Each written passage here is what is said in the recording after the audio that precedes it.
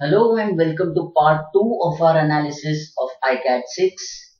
iCAT6 is part of our All India National Level CAT test series for CAT 18. As we saw in the first part, iCAT6 has been classified by our faculty as a moderate mock with an average difficulty level of approximately 1.8 per question. As we explained earlier, what this means in practical terms is that if each question is given an LOD or difficulty from 1 to 3, where 1 stands for easy and 3 stands for tough, then the average difficulty per question was a little below moderate. Now, to put things into perspective, the average difficulty for CAT in the actual exam has been rated somewhere around 1.9 to 1.95. Now, how we contrast this with the difficulty of the toughest section in not only CAT but also this mock, that is DILR. So what was the difficulty of DILR in this section, or in this mock to be precise? It was a little more than 2.2. That is the reason it has been classified as a tough section, which is anyways the expectation because the difficulty of DILR in the exam is 2.2 to 2.25. So how do we analyze the DILR section? Just as we saw in verbal ability that we have a look at the length of the RC, the number of questions, the subject area and the difficulty level. In DILR we need to have a look at the subject area, which could vary for person to person based on concepts. Then the nature of the questions, that is, are all of them MCQs or are they a combination of MCQs and TITAs, or are all of them TITAs? Thirdly, the placement of the question in the section, so you need to find the right question, and obviously the difficulty level and the time and effort required. One aspect that remains constant throughout this section is the number of questions in each set. So unlike RCs where selection is also dependent on whether it's a 3-question RC or a 6-question RC, here it is known that in DILR I have 8 sets of 4 questions each. Generally, it is expected that to clear the cutoff, you need to have done somewhere around 4 sets. Well, that's somewhere close to 16 questions. If the mock is easier, these attempts can go up even up to 19 or 20. That's 5 sets. If the mock is tougher, it can stay at 12 to 13 questions, which is 3 sets. So on the whole, anywhere between 3 to 5 sets is what we should be looking at in order to clear the sectional cutoff. The benchmark figure remains at 4. So having said that, we need to now make the objective of the DILR analysis identifying those 4 sets that I should have attempted in order to clear the cutoff. So let's have a look at these sets through the graph, just as we saw for RC. Here, as you can see, we've identified these 8 sets along with the nature of the questions. Mixed implies a combination of MCQ and TITA. Any implies a pure numerical entry or TITA question, and so on. As you can see here, the average section LOD was around 2.22. I'll write 2 here, which was for the last set. Now, this graph also tells you that when I look at this entire section in totality, I observe that this entire chunk here to this point comprises the 4 toughest sets of the entire mock. Here the average LOD for each set is moderate to tough or above that. So this is 2.5, that's moderate to tough, purely tough, and again moderate to tough. So if you start with this, you might be able to solve it. But after that, if you go in sequence, you would get stuck in all 4 of these sets and your overall attempts might get stuck at 10. Whereas if I look at these last 3, I observe that this is 2, 1.5 and 2 again. Now it is not a thumb rule that the easy sets are always at the end and the tough sets are in the beginning or in the start. It can be spread any which ways. But if I observe, there's a very clear trend in this section that the tougher sets are right in the middle, set numbers 2 to 5, and the 3 easiest sets are right at the end, set 6 to 8, along with set 1. So that's one indicator of the 4 sets that should have been attempted. Let's have a look at these actual sets now. When I look at the simplest set here by question, and of course, as I said, in terms of questions, you'll always get to know the LOD only at the end. But when I look at this was a simple 6 by 3 matrix based on ranks of students, and this definitely should have been attempted because it was fairly simple. Now, generally, if you have been following the analysis of previous mocks, you would realize that the matrix questions have been the kind of ones that should be done. Now, in this particular case, you would notice a discrepancy. There is a 6 by 3 matrix with an LOD of 1.5 that I am recommending. But there is a 5 by 3 matrix which should actually be simpler because there's less data on exams and with least risk because it's a pure theta that I'm not recommending because its LOD is straight away higher. The reason, and as I shall show you, I can't really show you the solution here, but as I'll explain to you, is that it looks very, very tempting with the amount of data. Just 5 students, 5 exams and their percentage marks. But when you start making that set, you realize that there are 3 cases being formed. And for each of those cases, you really need to solve the entire set. So it is the kind of set that will suck you in. You'll start solving the set, but once you start solving, you'll realize that, oh, it's not just one case. It's the second case also. Oh, it's not just 2 cases. There's a third case also. So the amount of time that you'll spend will straight away cross 20 minutes. In case you miss one of those sets or one of those cases, then you're gone because your answers might go wrong. And that is where I would say that this was more like a trap question, which a lot of students would have tried, but then would have either left unattempted or gone wrong. So there, this would have been my attempt, but this ideally should not have been your attempt. Now here, notice the difference between the words would and should. A lot of students would have attempted this set, but ideally they should not have attempted this set. When I look at these 3 other sets, there was this one set that was more like a reverse trap. Let me just call it RT for reverse trap. What do I mean by this? There were multiple graphs. So I guess if I'm not wrong, there were 3 graphs in this.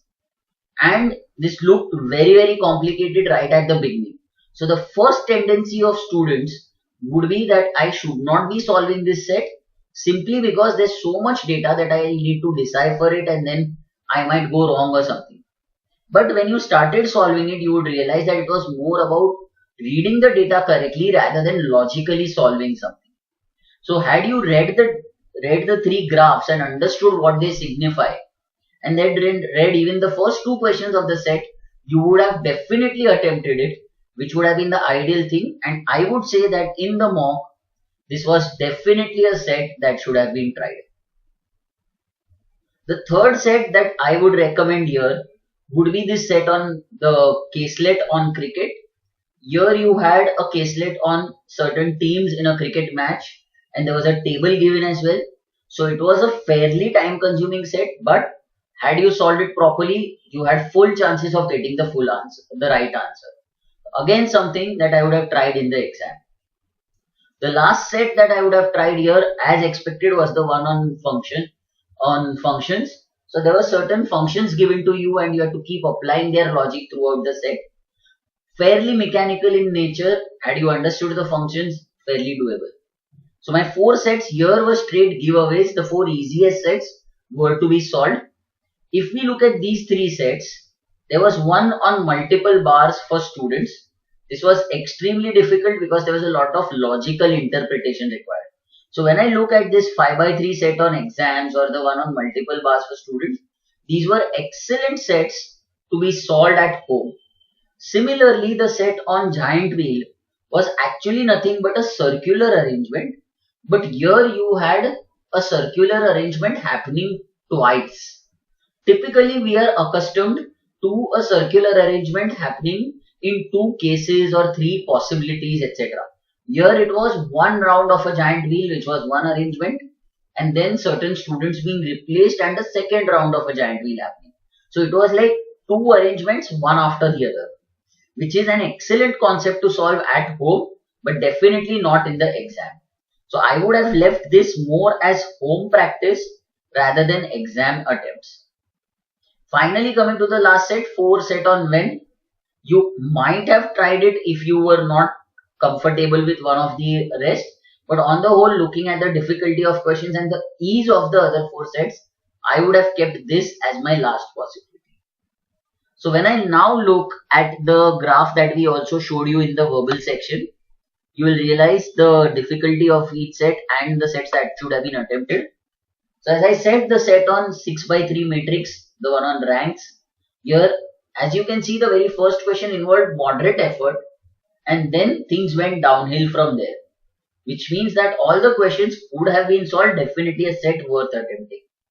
So I'll say that this should have been tried.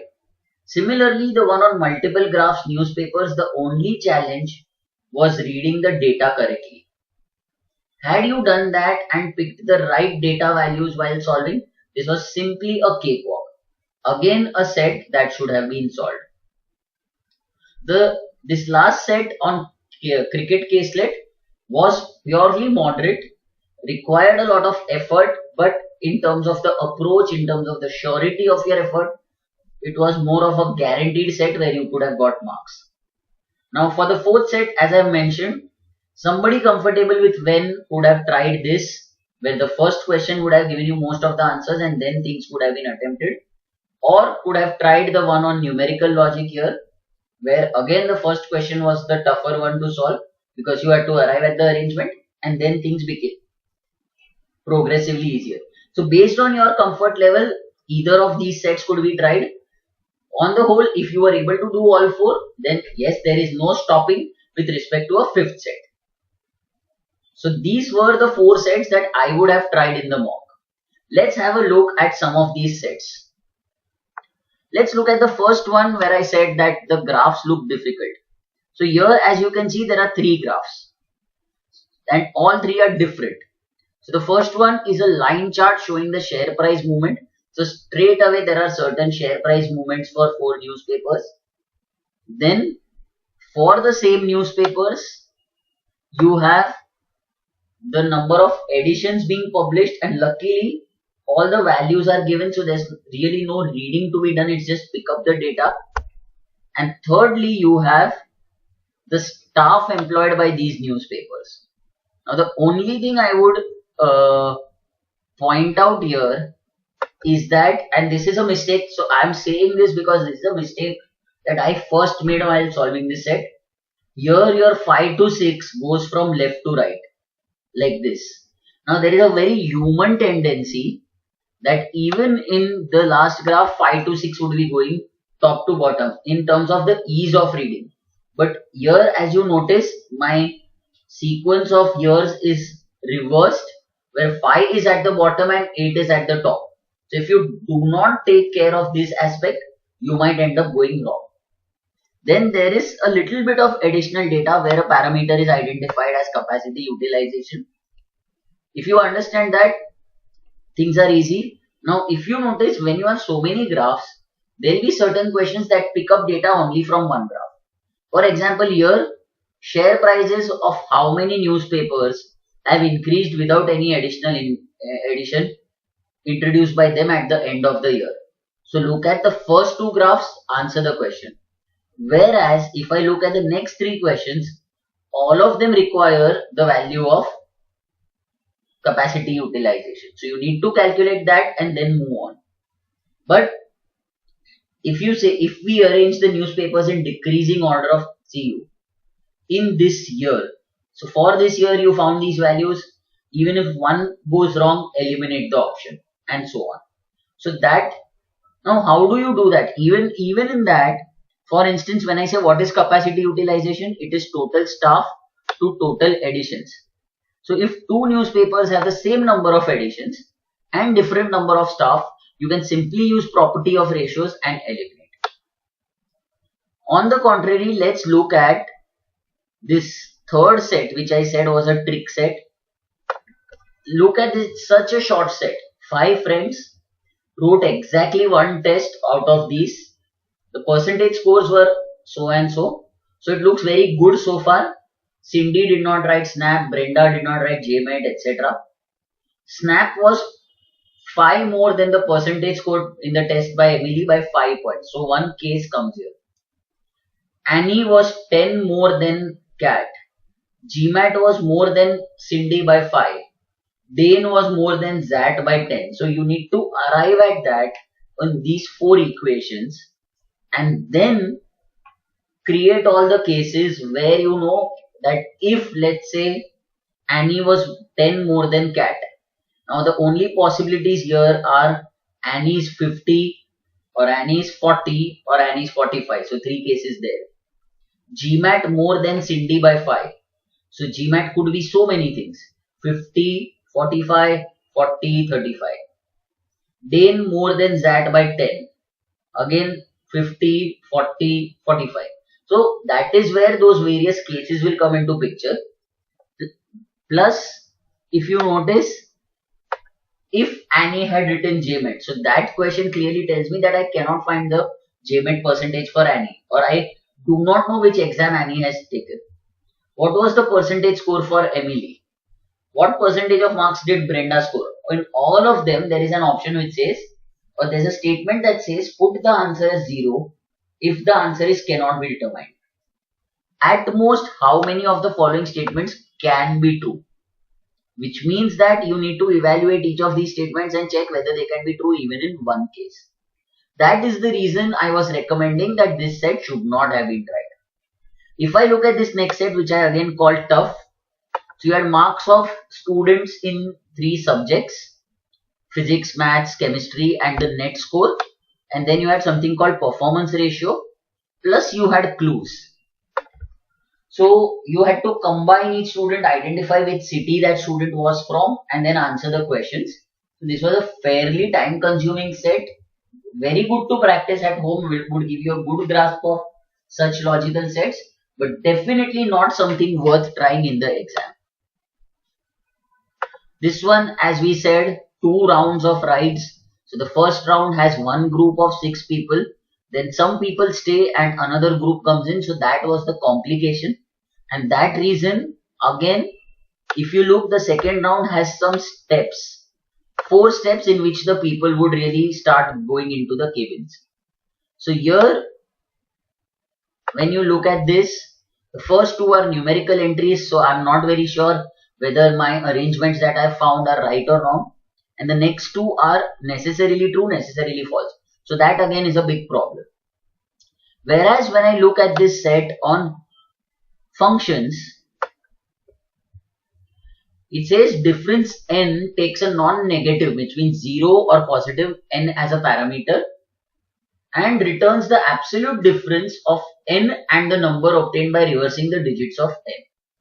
So for any number, let's say 34, if I reverse the digits and I get 43, the difference, absolute difference between the two is always going to be 9.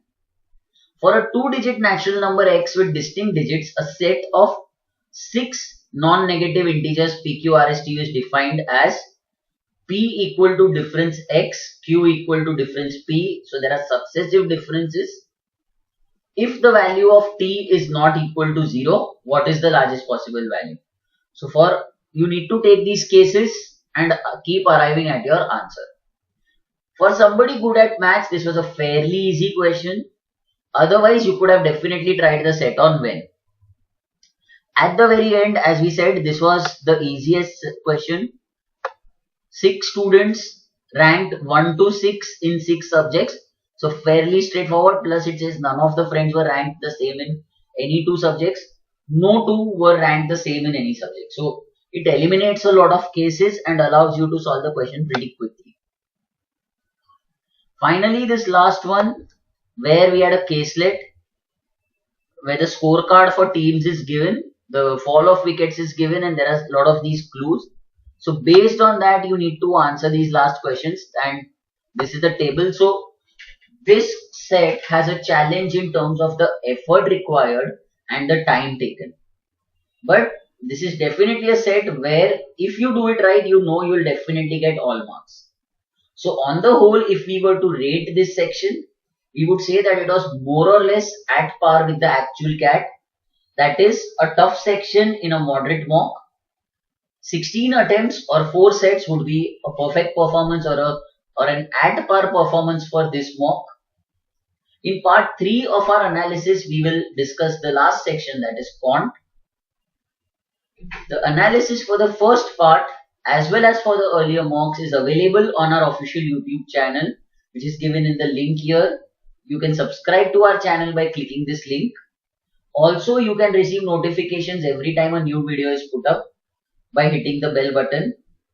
Feel free to put in your comments, feedback or suggestions in the thread below the video. Keep watching. Thank you and wish you all the very best.